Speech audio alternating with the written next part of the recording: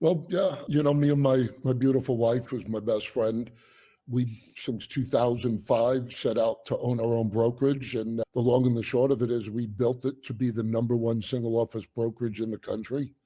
By the time we closed it down, 906 agents doing 2 billion in production a year out of one spot. And making the move to EXP was probably the hardest decision I ever made in my life. And I know you guys know that because you were on that journey with me. And one thing, what I live by is, look, you go through this life one time and you look for opportunities, and they're not just going to jump out at you and create this perfect scenario. If you're not taking risks based on some educated facts, you're going to be sitting in the same place. So that's what we did. And, with your guys' help, partnering up, literally just yesterday, we were on a walk and talking about, just reflecting back on that, how catastrophic that could have been in our life if it didn't pan out. I mean, like I said, we didn't get paid one penny. There was not even incentives for us back then. I look at some people now, I go, shit, I don't like to take that incentive. And Yeah. but no risk, no reward. There's a lot of truth in it, and it paid off. And God definitely guided our path in doing that and partnering with you guys. Chuck, I don't know if we even talked about this before, and I'm always curious on decision making and how people make decisions. For you and Angela, what was kind of like, okay, we feel good about this? I mean, obviously, a lot of prayer, like falling on faith. But for you, and Angela, what was like?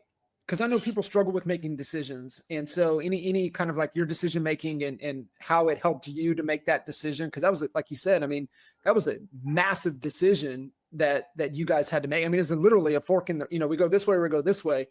Like for you, what was it that helped make that decision? Well, operating a brokerage at that level, when you're in the mix and doing that, you don't really realize what you do, and it's just normal to you.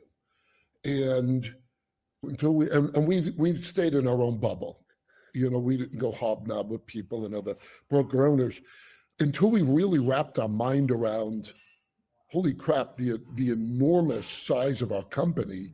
Like I said, it was the number one single office, so nobody had one that size, and the headaches that you deal with, and because we've operated at that level for so many years, what became normal to us was completely abnormal in the industry. And we started to realize that the pain points we had were the pain points every other brokerage had. And we were getting tired of those pain points. We thought we owned a business. We thought, hey, this is what we're going to retire on. This is what will generate us money. And not being around, especially you three. I mean, you guys, you made me think bigger, because remember, like I said, I didn't hang around other people at the time. Nobody's going to give you advice. And the three things that, because I was never raised a business guy. I'll just outwork anybody. And the three things that, and I think it was Jay, you had mentioned something like this, and everybody thinks of money freedom, being wealthy, but nobody, I shouldn't say nobody, but very few people go to those other two pieces that go time freedom, and then that last piece, location freedom. That never even crossed my mind. Most people just strive to make money.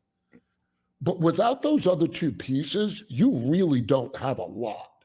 Yeah. And that was the point that we started shifting our mindset, going, yeah, we're making a shitload of money. We're not one of these brokerages that are skin of the teeth. We were making good money, but we were having our life sucked out of us. Mm-hmm. And if we had to travel somewhere, if we wanted to go travel, like we were talking earlier, wanted to go to Europe for a few weeks, we're on the phone all the time dealing with problems, because nobody else is going to operate the way we do. So that was, John, to answer your question, that fork in the road to go, do we want to stay down this path that we think is comfortable, at least from a financial standpoint, or are we going to be just damn risk takers and look for those other opportunities. And we're risk takers, and that's what we did. That's the thing that we experienced. I mean, we were all independent before, made the jump to EXP. And that's why part of the reasons we created an NAEA and had the mastermind is because when you're independent, you're on an island. I mean, you really are on an island, and we were the safe,